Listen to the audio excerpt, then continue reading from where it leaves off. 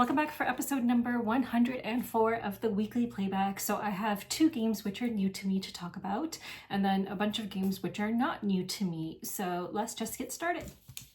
Let's talk about Clockworker. Clockworker is a 2020 game for 2 to 4 players designed by Rikati, and the art is done by Eustace S, and it's published by Hobby Japan and Silex Games. And this is a review copy which I picked up at Essen 2023 because it was a game that had been on my wish list for a very long time. So it was one of the first places I went to see if I could get a review copy of this. So this game is not in English, so I had to print out the rules in English, and I went a little bit overboard, of course, in printing out the rules at FedEx and getting them bound. So I'm going to read you the premise of the game and then talk a bit about the game. So it says, in the year 2XXX, mankind's overdeveloped scientific technology totally devastated Mother Earth. Resources were depleted and all habitable areas were destroyed. Mankind is doomed and must abandon Earth, hoping to find a new planet to inhabit. All kinds of robots are left behind, waiting for their battery to deplete. Several years later, a few autonomous robots found a way to survive in this ruinous world and started to operate the machines and factories that mankind left behind. So the aim of the game is, it's a tableau building card game. You will use workers to operate abandoned factories and cities to acquire resources. Use these resources to restore human artifacts and gain victory points. And the player with the most victory points will be the leader of the new era on Earth. So I will show you some components. So first we have different types of cards. So you are going to each start with one location card. So the beginning location card looks like this for every player. You are placing your workers on these empty circles, and these are the resources that you will get, and I'll explain how you get them.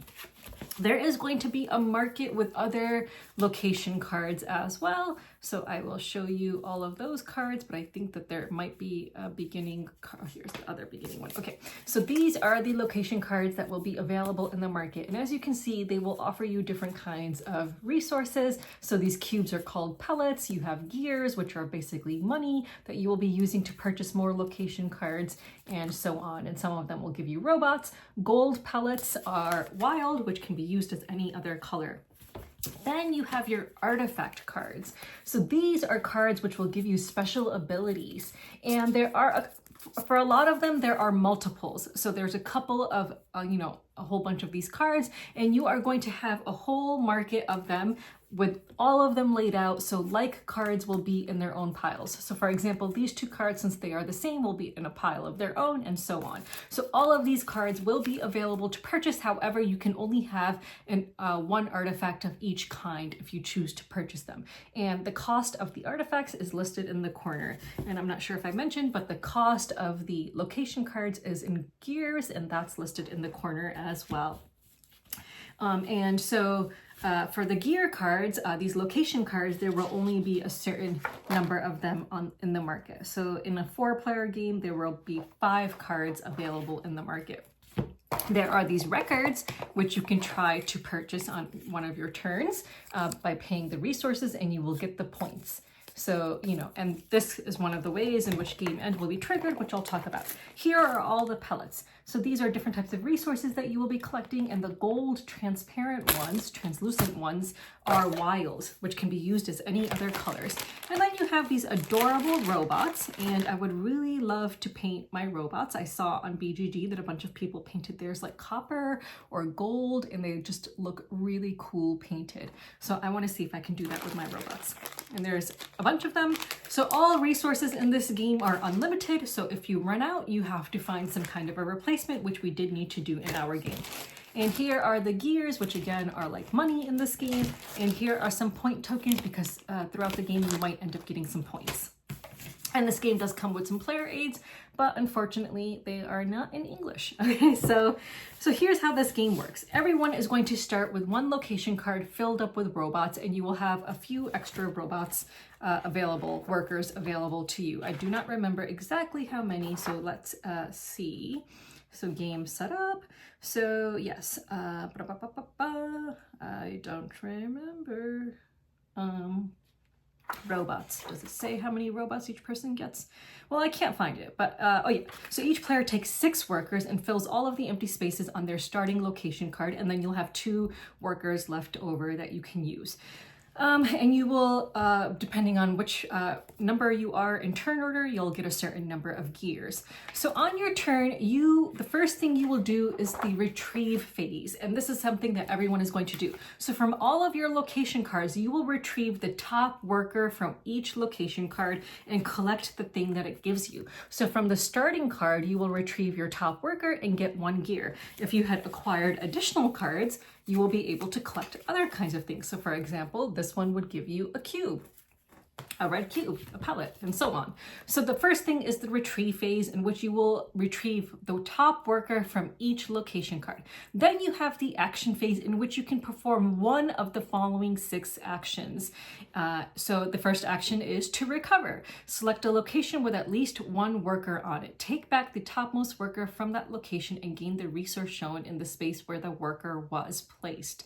So that's different than the retrieve, because the retrieve phase, you're taking all of the top workers from all of your locations. But recover is just 1 location and you will take the topmost worker. Another action you can do is dispatch. So you will select a location with at least 1 empty space on it and place any number of workers on that location card. You must always start from the top and go to the bottom without skipping any empty spaces. So you can place as many workers as long as there is an empty space. So you don't have to fill up the whole card, but you must start from the top and you can't skip spaces. And it's the bottom spaces which always have the most lucrative thing for you to get for when you're doing the retrieve action. So, if you're doing the dispatch action, ideally you don't want to start at the top. You want to sometimes start in the middle. And there is an artifact card that will allow you to do that if you purchased it. So I'll get into the artifact cards in a bit. So that is the dispatch action. And there are some artifact cards which will allow you to dispatch to more than 1 card. Another action you can do is operation. You can select a face-up location card from the junkyard to acquire, and then you will immediately place any number of workers on the empty spaces on this location, again starting with the top without skipping any empty spaces. So that is the operation action. So you will pay gears to purchase a location card from the junkyard. And there are 2 of these batteries that are next to the 2 cards at the far end. So one of them will reduce the cost by 1 gear. That is the second to last one. And the last one will allow you to immediately collect whatever is in the topmost space when you purchase that gear, without having had to use a worker for it.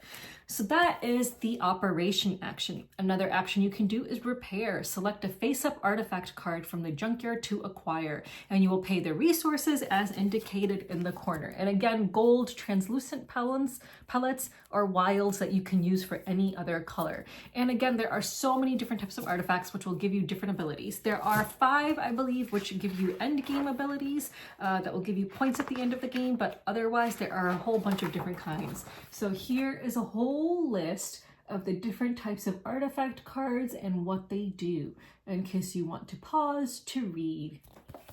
So yeah, so for example, there's one that says whenever you gain a location, gain 3 victory points. There's one that says when you perform the communicate action, which we haven't done yet, you may pay 1 less resource of your choice. So these artifacts are helping you to build your engine. So of course you want to get artifacts that will help you to, work in conjunction with your location cards to help, to get you a good engine going so that you can hopefully win this game. So that is the communicate action. And then we have the charge action, which is simply to gain 2 gears. That was repair. Repair was buying an artifact. Communicate is taking a face-up record tile from the junkyard to acquire. So there are going to be these record tiles, which you will be able to purchase if you have the resources, and that is an action you can take. And again, these will give you points, and that will help to trigger game end, which we'll discuss in a bit. And then finally, you have the charge action, which if you don't want to do any of those, you can just gain 2 gears. So again, a lot of these actions can be boosted by certain artifact cards that you purchased in the game. Like for example, you can place robots on more than 2 cards when you do the dispatch action if you have a certain artifact card. So let's talk about how game end is triggered. So If any of the following conditions is met, the game ends when all players have completed the same number of turns. A player has acquired a total of 12 cards, including the starting location card, or the end tile is revealed when replacing a record tile. So in one of these record tiles, there is an end tile, and once that is revealed, that will trigger the game end.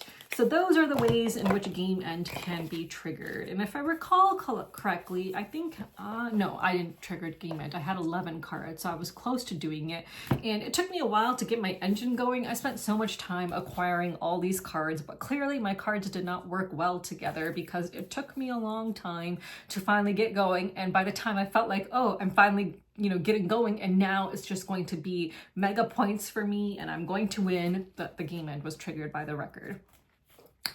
If you have a total of 6 cards, when you dispatch, you can place onto 2 separate cards. So it says if you have 6 or more cards, which includes artifacts, locations, and starting location cards, you may select another location whenever you perform the dispatch action, which is again placing robots down. So in this game, what you're trying to do is hopefully acquire so I had a card which would, when I performed the dispatch action, I could start on lower levels, so I would not have to start from the top most empty space. I could start placing robots from the bottom, which is important because then when you do the retrieve phase of your turn, the bottom ones, again, are more lucrative and will give you better resources. So it's nice if you can try to place robots starting somewhere in the middle instead of the top, because otherwise you have to start from the top. So it's very much like Splendor, in which you are just, trying to get a good engine going with your cards so that you can get more and more resources and purchase these, which would be similar to, I guess, the royalty cards in Splendor. So these will give you points. And then again, whoever has the most points at the end of the game will win. So I really enjoyed this game. It's a shame that it is not available in English. As far as I know, like if you go to BGG, all of the reviews and videos for this game are currently in other languages. So hopefully, I guess, people, if they want to get this game, can refer to this video and learn how to play in English. It's a pretty easy game. The rules are super simple. It's just about getting a good engine going. So if you like worker placement games and you like games like Splendor, but you want something that I think is better than Splendor, then check out this game. The only downside we could kind of see is that replayability could be hindered as you start to learn which artifact cards you need to really get a good engine going, and then you will always go for those cards first, because again, all of these cards are available at any time for any player to purchase on their turn as an action.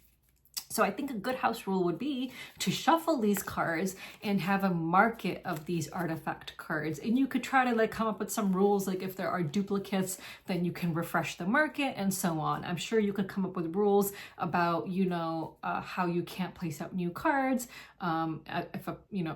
at certain points or something like that. I'm sure you can house rule it in such a way that it will work and it'll add variety and a bit of unpredictability to the game, because at a certain point you are going to figure out which cards you need to acquire in order to get the best engine, which will get you to the highest points as quick as possible and bring you to game end, which will of course limit replayability of this game. So I think, in a future game, I would like to try this with a house rule where we do not have all of the cards visible. So I think that would be a good idea. I'm gonna try that at some point. But yeah, if you like Gears and you like worker placement games and you like games like Splendor, then check out Clockworker. So yeah, so let's move on. So another game I played recently is the Vale of Eternity, which is a 2023 game for 2 to 4 players designed by Eric Hong, and it's published by Mandu Games, and there are a number of artists for this game. So this is a card drafting kind of set collection hand management game. So you are going to have this one board in the middle, and along each side of that board, at the beginning of each round, you are going to draw a certain number of cards and place them along their matching side. And then the players are going to take turns placing 2 of their pawns, their player markers on the cards that they hopefully want to acquire that round. And then once it's your turn to retrieve those cards, you can choose to either sell it immediately for the indicated amount of stones that is in that section, or you can just simply add that card to your hand. And you can also summon cards on your turn, which means to pay the cost indicated in the corner and place that card in front of you. So I cannot remember how... so game end is triggered by reaching a certain number of points, I believe. Again, I don't have this game, so I don't have a rule book to refer to, but I believe if you reach a certain number of points, then game end is triggered. So the different cards have different kinds of abilities on them, and they can work in conjunction with each other, so you can get a good engine going, and so on. For me, I ended up just focusing on all golem cards, which I'm not sure was the best strategy, but I actually think it did not work out too badly for me because... oh, actually, yeah, I came in third place. So the winner had 63 points, then the next person had 54, then I had 39, and then the last person had 30. So there were cards. So the thing about this game is you can only have 4 stones at any time. So at the end of your turn, or at any point in time, I think during your turn, you can only have 4 stones. And stones have different values on them. So it doesn't matter what the value is on the stone, you can only have 4 stones at any one time. And if you're paying a card in order to summon it, you do not get change. So it's kind of important to try to manage your hand properly, try to play cards at the right time that have abilities that maybe will get you stones that you won't have to then discard down because you have too many, and so on.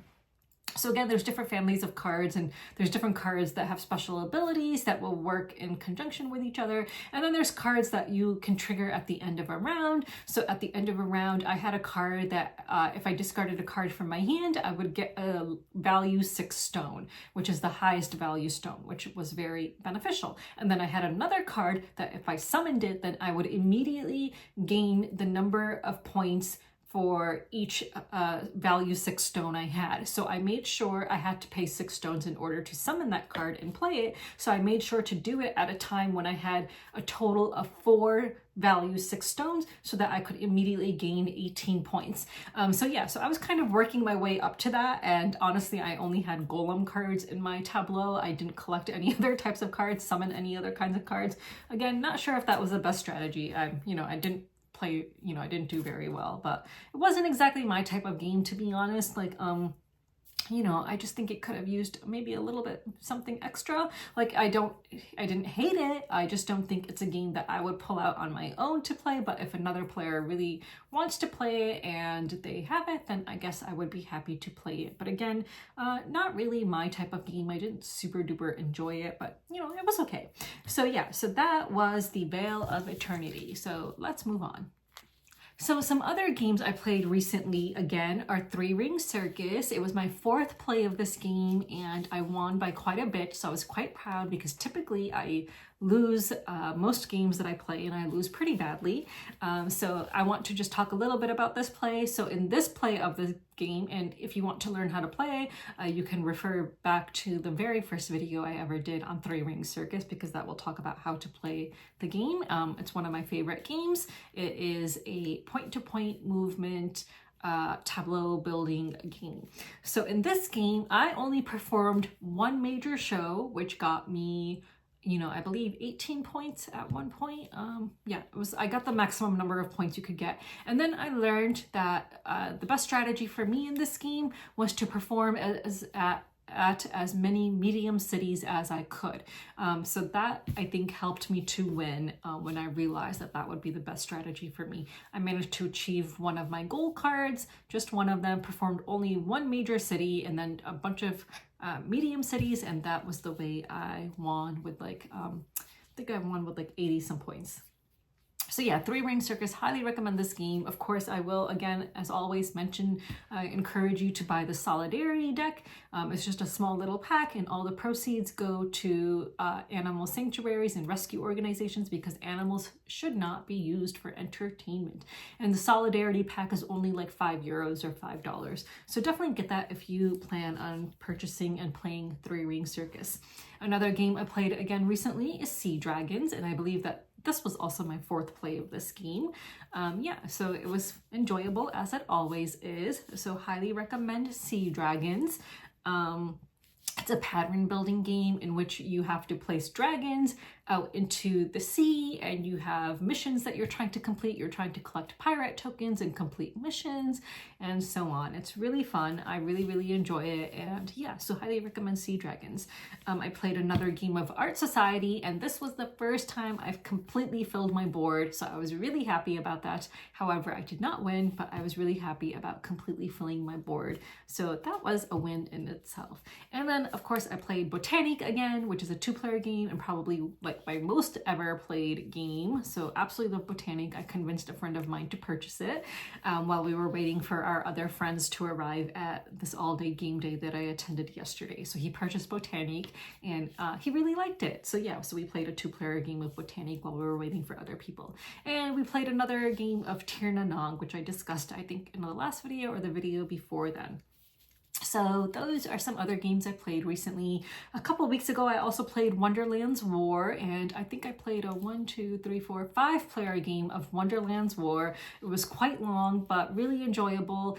You know, it's a kind of a pain to set up. There's a lot to set up, but once you get it set up and you learn the rules, it's actually really simple, I've learned. And I really enjoy the aspect of being able to bid, like kind of bet on who's going to win like a battle or whatever it's called. So that part of the game is actually quite fun. I don't think because I remember the first time I ever played this game, I think it was a 2-player game, and I remember it was just so long at 2 players, and in a 2-player game, I don't think you can bet, obviously not. So in this game, one of the cool parts about it is, a multiplayer game is when you can bet on who you think is going to win a certain battle, which I think they're called battles.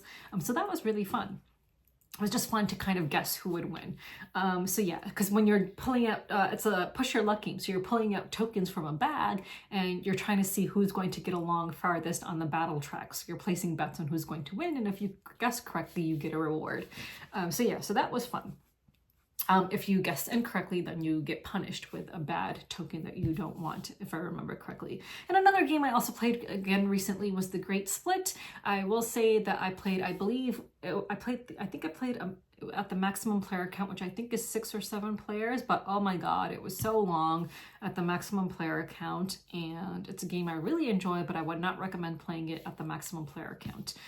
But yeah, check out The Great Split if that sounds like something you're interested in. It's it's just a game in which you're just trying to kind of, what's the word? Combo-tastic. It's a combo-tastic game. It feels a lot like a roll and write without any pencils or paper, to be quite honest. It's a I split, you choose game, but it feels a lot like a roll and write because once you get the cards, you're trying to like bump different pieces onto your own board, and then they're going to play off of each other. You'll get bonuses as certain things go up various tracks. So in that way, it actually feels a lot like a roll and write game. So those were some games I also played in the last couple of weeks, which I never talked about. So let's move on. Let's talk about games that I am backing. So first I'm going to mention a game that I backed and then I canceled. So I had backed this game called Phoenix Farm, which only has 22 hours to go. So by the time you watch this, it may not have as much time left. It just had a $5,000 goal and it's got 78 backers and it's reached about $9,000. I backed this game because of the artwork. The artwork is absolutely stunning. I don't remember exactly how it plays now, but the artwork is just so freaking incredible. But the game, if you back it, so you can have player mats, and if you back like the regular like deluxe version of the game, it only comes with 1 player mat. So then you'd have to add on another player mat. And I'm like, do I want to do that? Okay, you know what? After looking at the artwork again, I'm so tempted to buy it again, to back it again. It's like, oh my god, I should not be looking at this right now. The artwork is just so freaking gorgeous. But again, it's so expensive. So the base game is the Phoenix Hatchling package. So you will get 1 retail copy alongside 1 personal game playmat. So you can back that, which is $40, and then add on another playmat, which then bumps it up quite a bit because I don't remember how much it becomes then. If you want to go all in though, it's like $120. Like that will give you playmats for every player and so on.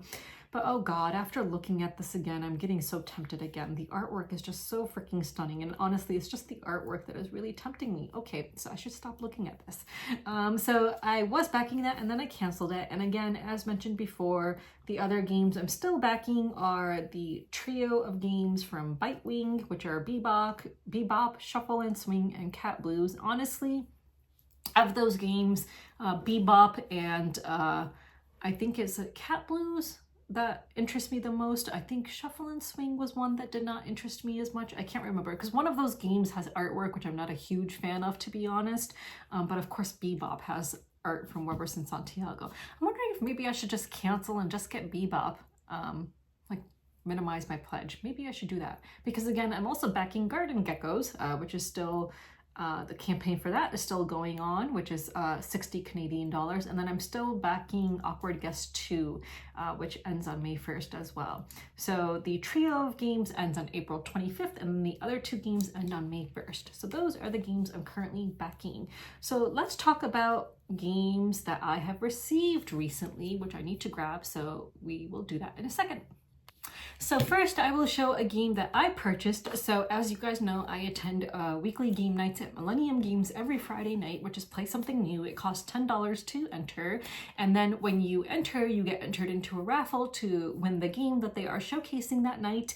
And you get $10 back as store credit. So I had $60 saved up in store credit, and I will discuss this in the upcoming updates section. But Martin Wallace was going to be at the All Day Game Day, which was yesterday, Saturday, April 20th. And since I knew Martin Wallace was coming, and I think his favorite game, my favorite game of his is Nanty Narking. So I spent my store credit to purchase Nanty Narking. So it cost me about $53 with taxes. So I used all of my store credit and I got it signed by Martin Wallace. So this is a game that I purchased just so I knew, just so I could get it signed by him, because I knew that he was going to be coming to our game store. I mean, it's not my game store, I don't own it, but you know what I mean. So I've discussed this game before. I think it was actually a Play Something New game at Millennium. I don't know how long ago, maybe a couple months ago. But this is like an area control game with secret objectives, like hidden identities and secret objectives. So each person is going to have their own secret identity, and you have your own objective on how you can win this game. Now, of course, one of the reasons I love this game so much is because it takes place in London, and it's Victorian London. And as you guys probably know by now, I am a huge fan of Victorian London games. So of course I really enjoyed this game myself. It is one of those games, and it has a bunch of miniatures, which I'm not going to show right now because I'm kind of pressed for time at the moment. But it's one of those games where it can be a little bit frustrating, because since it does have secret hidden objectives, in order to win this game, you could be working really hard on something and then be close to winning, and then someone else unknowingly undoes what you needed to do in order to win. So in that respect, it could probably be a pretty long game. But I really wanted this signed by him because I think it's my favorite game of his. Also, I really do like his game Tinner's Trail, so I probably could have gotten that signed by him instead, because I already owned that from Alley Cat Games. But instead, I wanted this one signed because he is the sole designer of this game, and again, Victorian London. So another game I got recently, which is a review copy, is Viticulture World.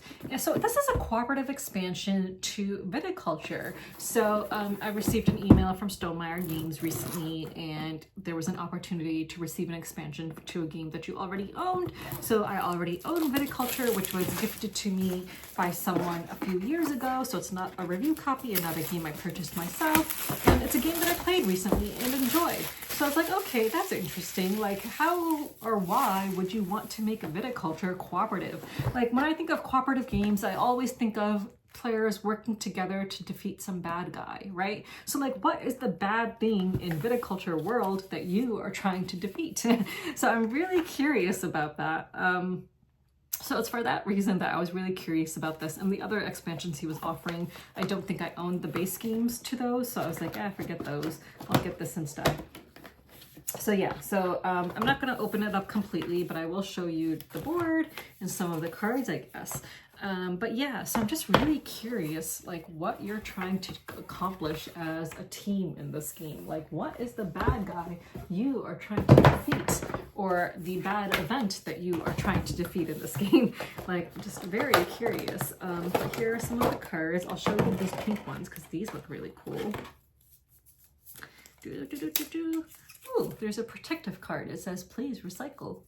Look at that. I really love the artwork of the Taj Mahal. Very cool. So yeah, no idea how it plays, but that is the India pack, it looks like. And there's a bunch of different packs. There's like a France one, which looks really cool. It's got cool artwork. It's got some interesting components, which I can't really see because they're in these yellow or these opaque bags. Oops, uh-oh, just ripped. Oops, so I broke the bag, so I can't open that now. Let me try this one. Let's try this one. Okay, this one opened. Oh, it's like hats. They're like hats that you can put on your workers. Interesting. Okay, so it looks like there's blue and yellow hats, I guess. So yeah, and there's other cards and stuff, and there's like stuff to punch out.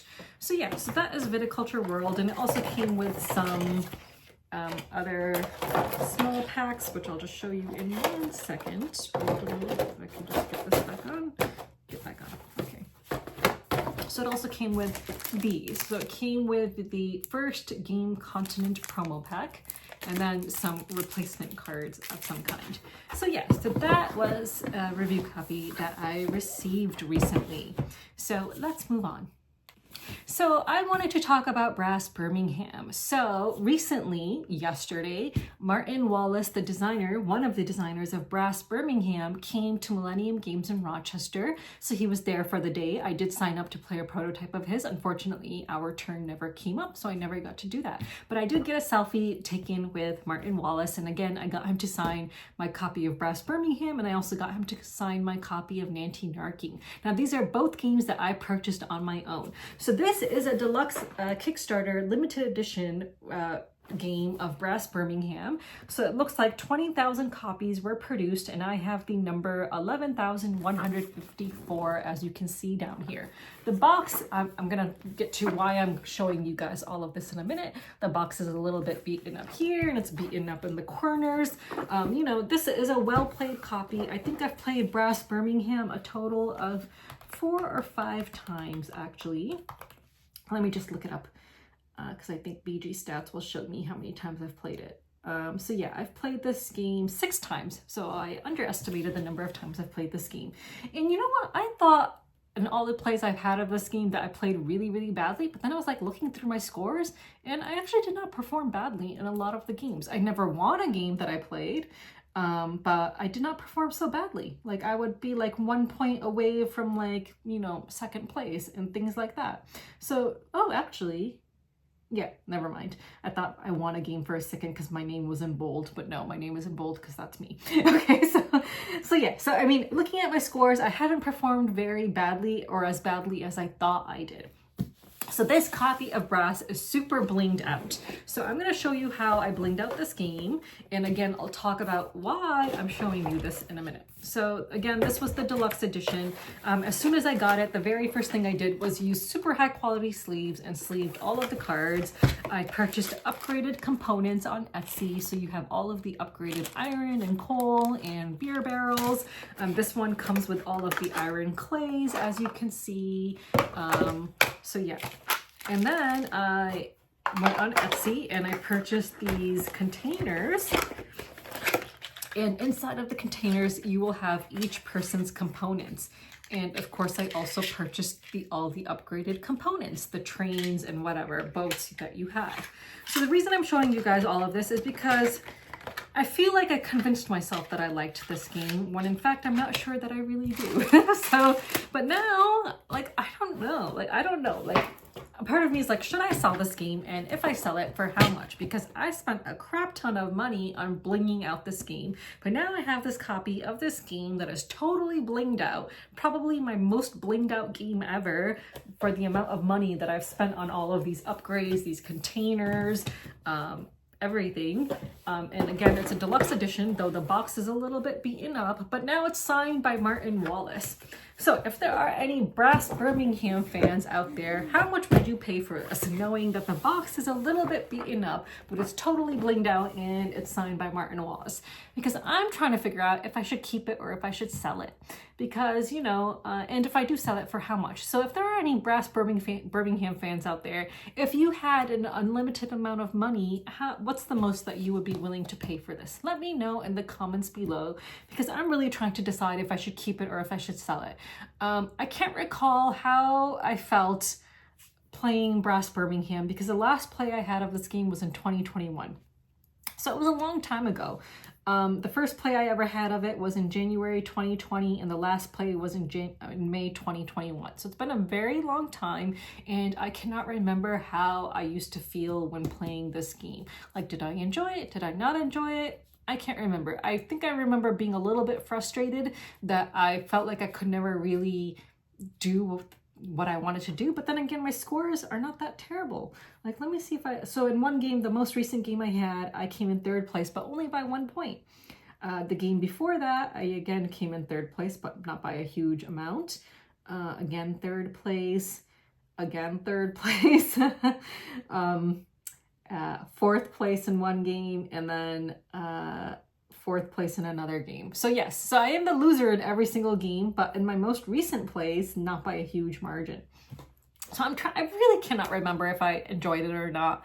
And I'm still, I'm struggling to decide whether or not I want to keep it. But I got it signed by Martin Wallace, just in hopes of, if I do decide to sell it, maybe it'll be worth more because it's signed by him. But again, the box is a little bit beaten up. So if you are a huge Martin Wallace fan, if you're a huge Brass Birmingham fan, let me know if the little beaten up corner is something that would deter you from purchasing this game, and how much you would be willing to pay for it, considering that it's completely blinged up. And of course, you would get all the original punch out components with it as well. So let me know in the comments below what you think I should do, and let's move on.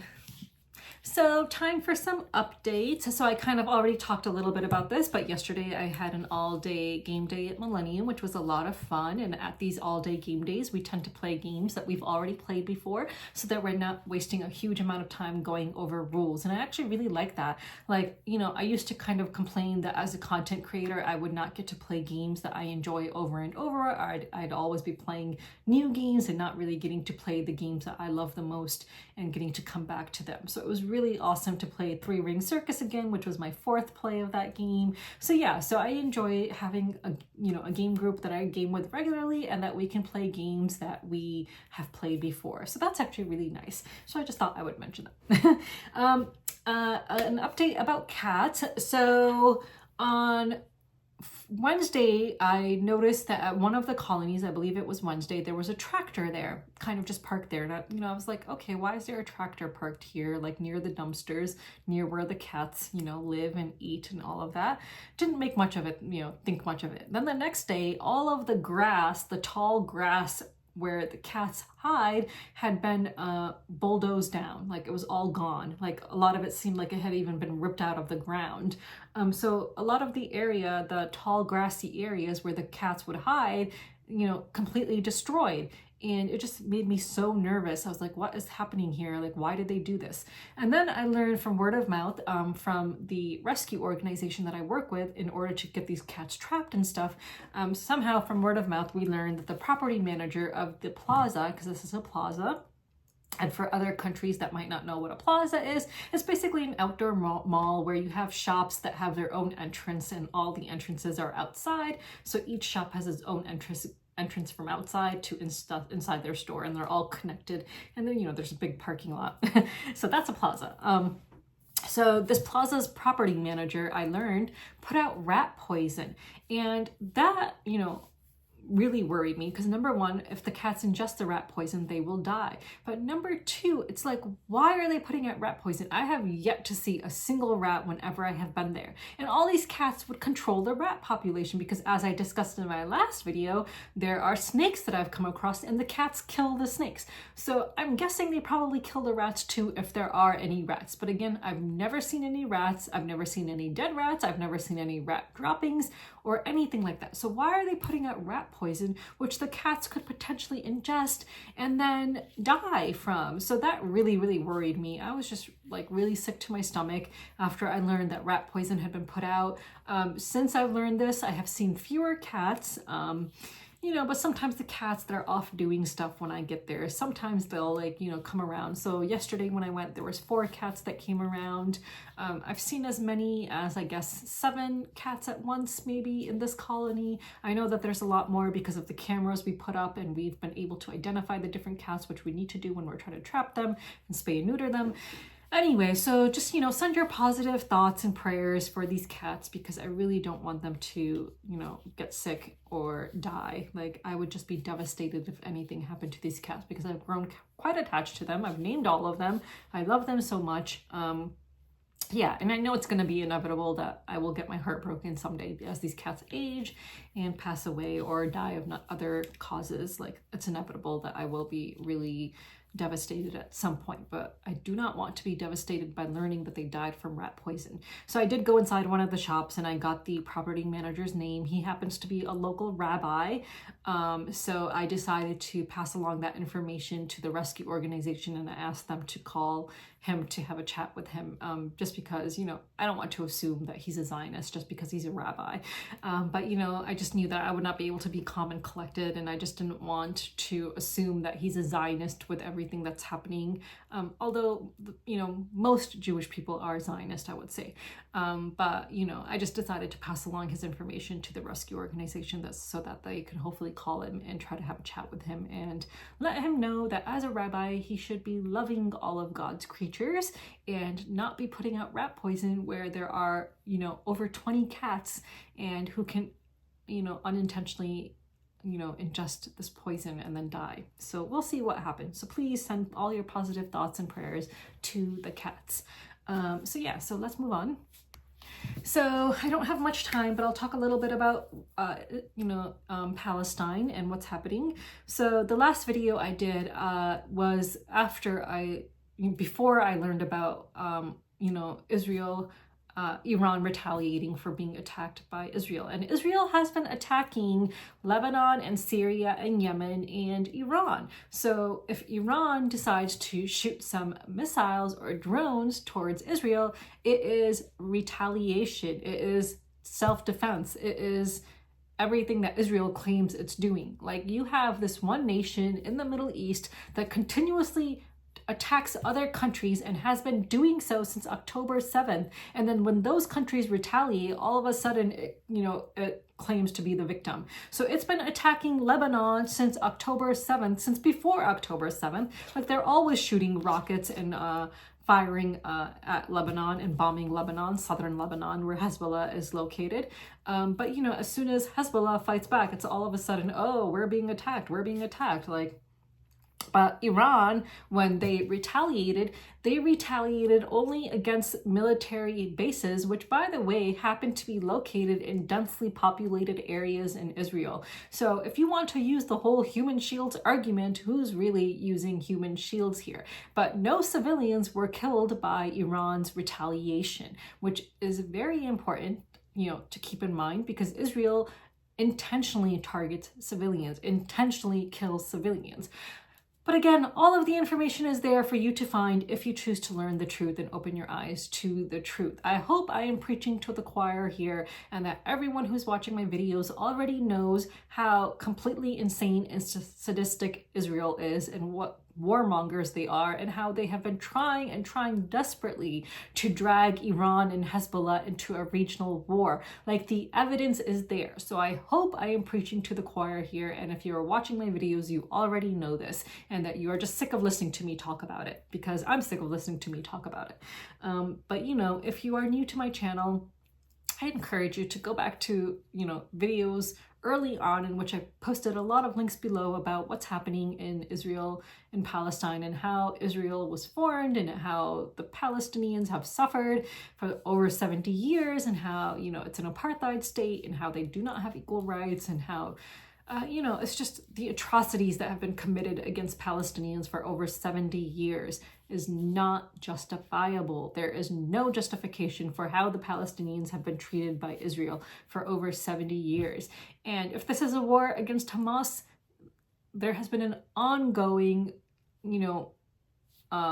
there's been ongoing atrocities in the West Bank, which is not controlled by Hamas. So why are Palestinians in the West Bank being killed, being imprisoned, and why are there more and more settlements being built in the West Bank right now? Like, why is that happening if this is a war against Hamas? Like, freaking open your eyes, people. Open your eyes to the truth about what is going on. As someone who is of Iranian descent, I do want to talk about Zionist Iranians. There are a number of Zionist Iranians.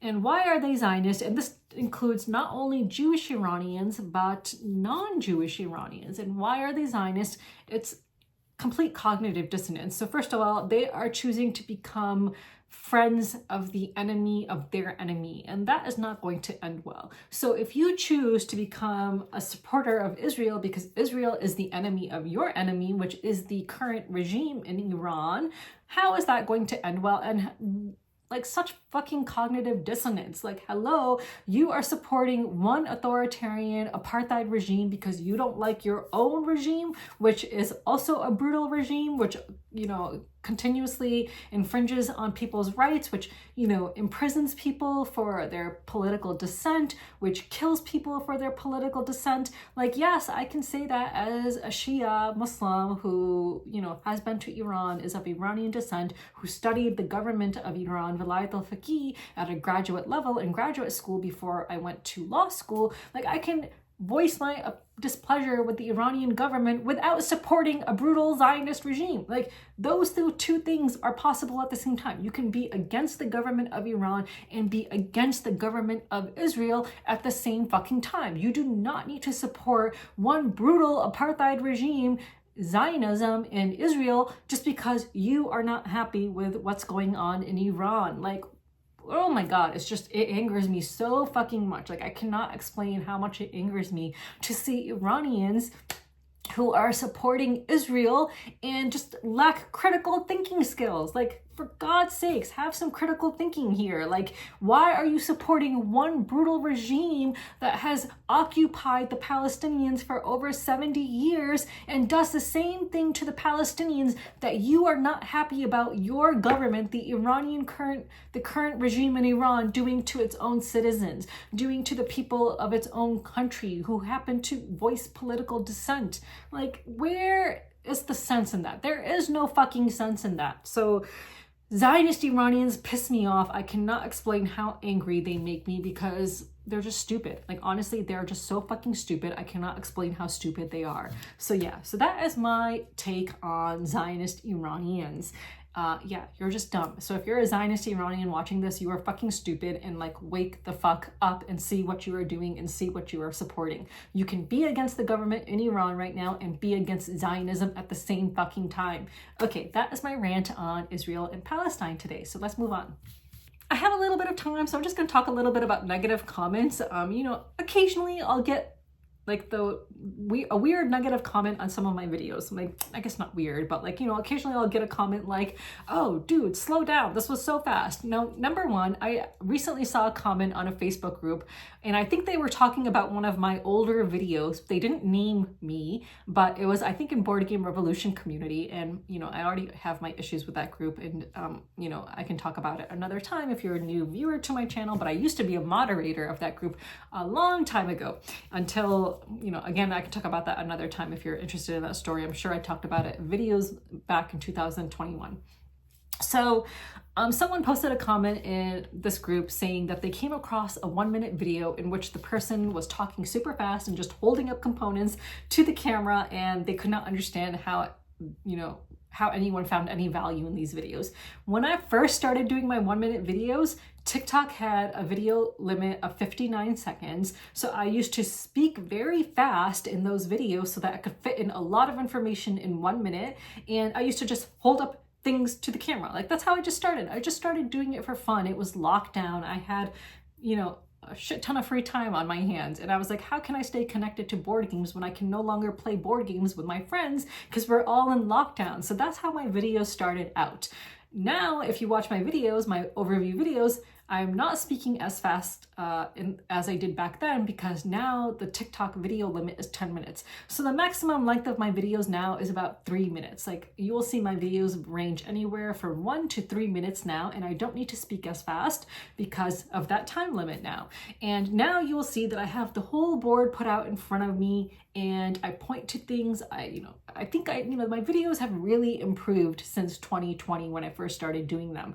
Like, yeah, they might have been a little bit gimmicky back then, but one of the things that has remained the same from back then to now is that I can explain the gist of a board game in a short amount of time. Like I know how to compress the main points of a board game so that you can understand what the gist of the board game is. These overview videos are not meant to be a complete how to play of the game. Sometimes they kind of are, because sometimes the game is simple enough that in 3 minutes I can actually explain how to play it pretty well, and you will only need to refer to the rulebook in order to for the details. So when I saw that negative comment, and I think I was referring to one of my older videos, and I was like, does she not bother to see my newer videos and see how much they've improved?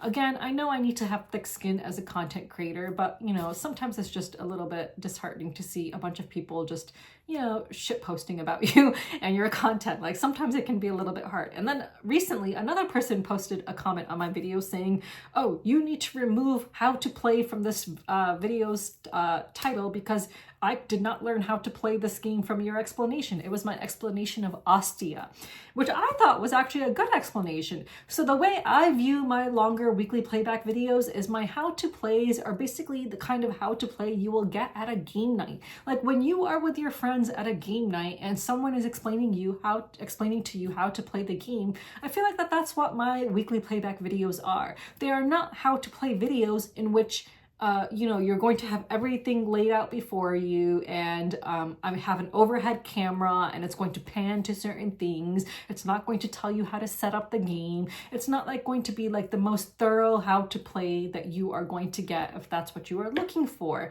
But I do think you can learn how to play from my videos as though you were seated around a table with your friends at a game night and you simply have a friend explaining to you how to play the game based on the rule book. And but this person insisted that I change the name of my channel, I changed the title of my videos, I stopped posting videos, blah, blah, blah. And I was like, dude, if you don't like my videos, just fucking move on. Dude, there are a billion other content creators you can go to.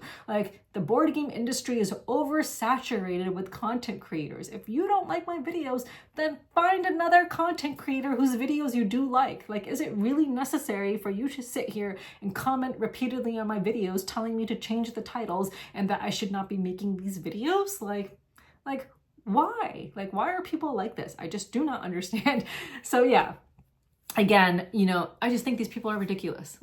If I don't like someone's video, I'm not going to sit there and comment on their video and be like, this video sucked, dude. You need to move on and do something else.